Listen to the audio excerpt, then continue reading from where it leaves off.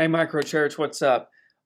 We're in the middle of looking at Mark chapter 9, and so far through Mark chapter 9, Jesus has been teaching us all about humility, right? He's been showing us and teaching his disciples that greatness is actually found in humility. So if you want to be the GOAT, right? If you want to be like Michael Jordan or LeBron James or whoever you consider the GOAT to be, Tom Brady, the Oklahoma Sooners, I don't know.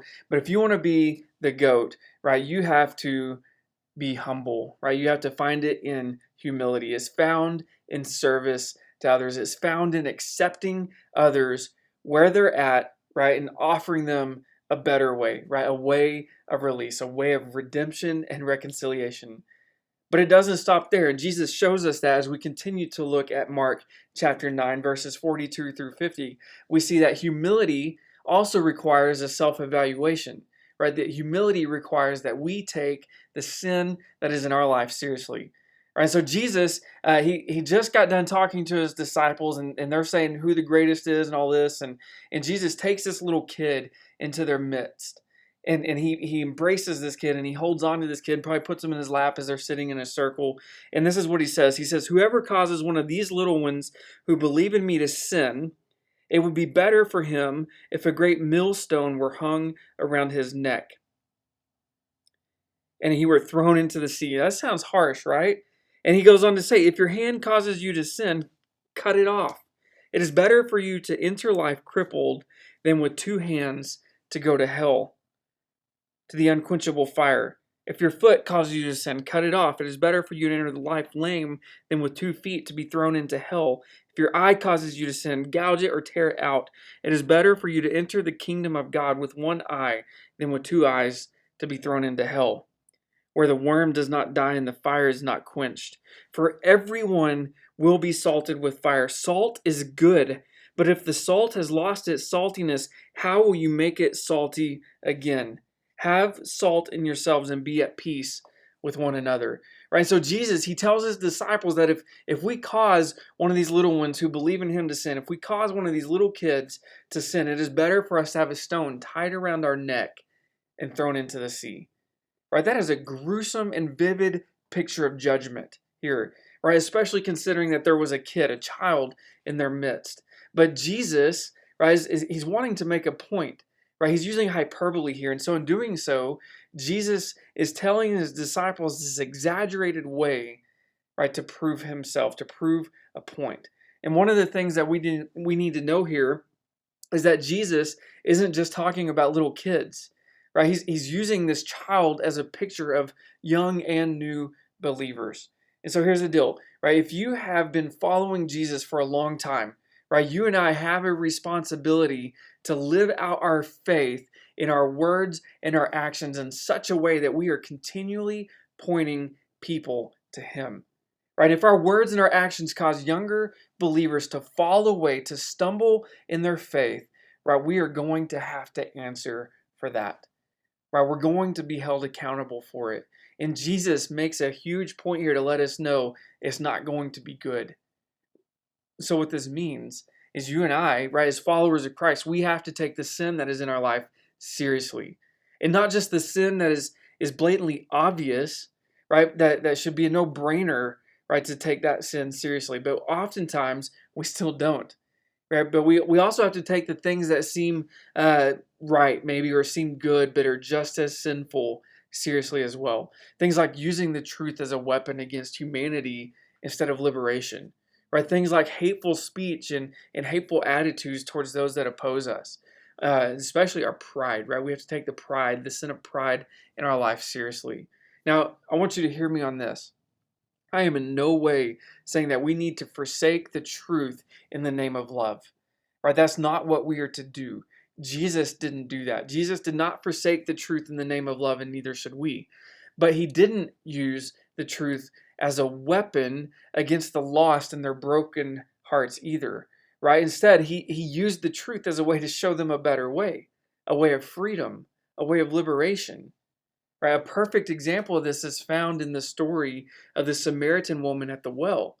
Jesus welcomed a conversation with this woman who had been married several times and was now living with someone who was not her husband. And before he even brought this woman's like brought this to this woman's attention, right? Jesus offered her a better way. He welcomed her into his presence, and then he used the truth of her sin to reveal his love for her and his love to her. Right? So we need to take the sin in our lives seriously. And Jesus lays this out in a very vivid way, right? He tells us that if our hand causes us to sin, that we need to cut it off. Right? If our foot causes us to sin, we need to cut it off. If our eye causes us to sin, we need to tear it out. Now, I think it's safe to say that we can understand Jesus is not actually telling us to cut off our hands and our feet or to gouge out our eyes. That's not what Jesus is saying. If he was serious about this, we'd all be crippled, lame, and blind. And so what Jesus is saying to us in this passage is that we're to take the sin in our lives in a serious way, in such a serious way, that we need to get rid of the things that cause us to sin. Right? Jesus uses this imagery of our hands and our feet and our eyes as a word picture in this passage. Right? All three of these body parts are inclusive to the things that we see and the things that we do and the places that we go. Right? These three things represent all different aspects of our lives. Right? Our hands are the actions that we participate in. Our feet are the places that we go, and our eyes are the source of what comes out from our hearts. Right? If you remember all the way back in Mark chapter 7, it's what comes out of the heart of man that defiles him, not what comes in from the outside that defiles him. And so Jesus is telling his disciples here, and he's telling us that humility looks at and evaluates what's within our own hearts instead of looking at and judging others. Right? Humility pulls back and it pulls the plank out of our own eyes before we pull the speck out of someone else's eye. Right? That's what humility does. Humility takes the sin that is in our own life seriously, because if we don't, we have a great and costly potential to cause another to stumble and fall. Right? That word for stumble, it means here to cause someone to doubt or question their faith. And one thing that we're seeing today is this philosophy or this idea of people deconstructing their faith, particularly the Christian faith. Right? It's this concept of taking everything that we've been taught, everything that the church or scriptures teach us, and dismantle it and take it apart and then rebuild it from the ground up. Right? And here's the thing, there's not necessarily something wrong with that as long as we're not casting out the baby with the bathwater. Right? And so what I mean by that is it's okay to ask questions of our faith. It's okay to dig and search for the truth, but make sure it's the truth that you're searching for, not what you want to be true, right? That it's the real truth. But here's the thing. I believe that if we as the church, as we as followers of Christ, were to take humility seriously, and we were to take the sin in our own lives seriously, and the sin of others, of brothers and sisters seriously, then we wouldn't necessarily be seeing this like we're seeing it in our nation today. What we'd be seeing instead is we'd be seeing revival break out. Right? We'd be seeing revival break out in our city, in our nation, in our world. But in order to see that, we have to take sin seriously. Right? We have to start admitting where we've messed up in our own walk, in our own actions, and maybe where we took this idea of pride, and where we inserted our pride in certain truths, and we used truth as a weapon instead of as a method of release and liberation. Right? We have to take humility and we have to take sin seriously. Right? And to take humility seriously and to take sin seriously, right, we have to ask ourselves, how am I representing Christ in my everyday life? Right? How do you represent Christ in your everyday life? How do you represent Christ on your social media feeds? How do you represent Christ to your neighbors? How do you represent Christ to your coworkers or even in your church? Right? How are you representing Christ? Are you representing him in a way that is blowing things up out of proportion, that is taking the truth and using it as a weapon? Or are you getting angry at the little things that are either all about our own desires, our own freedoms, our own concerns, things that don't really matter? Or are we continually showing people the goodness and the grace and the love of Jesus Christ that he shows us every single day?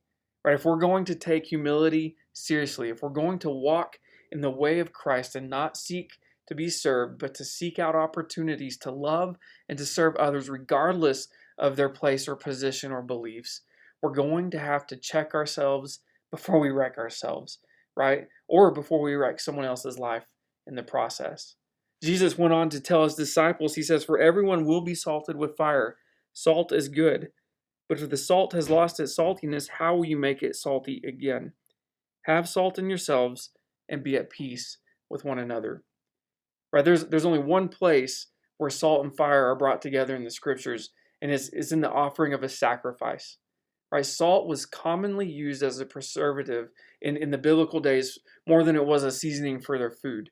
Right? They would put salt on meat in order to prevent it from spoiling. But when the Lord gave the laws for the grain offering, a law stated that grain offerings were to be seasoned with salt.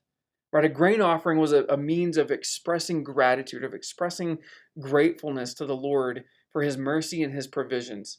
And so what this is, it's a picture of trusting in Jesus through the trials and the tribulations that we face in life, of his faithfulness and of his goodness. And Jesus says here that when salt loses its saltiness, right, it's useless. Right? We as followers of Christ, when we lose our humility, we become useless in the kingdom. Right? When we make following Christ all about ourselves, when we make it about simply being fed or being encouraged as a means to make us feel better about ourselves, we lose our humility in the process. Right? When we lose our humility, we're no longer building the kingdom of God. Right? We're no longer a city on a hill shining its light for a lost and broken world to see.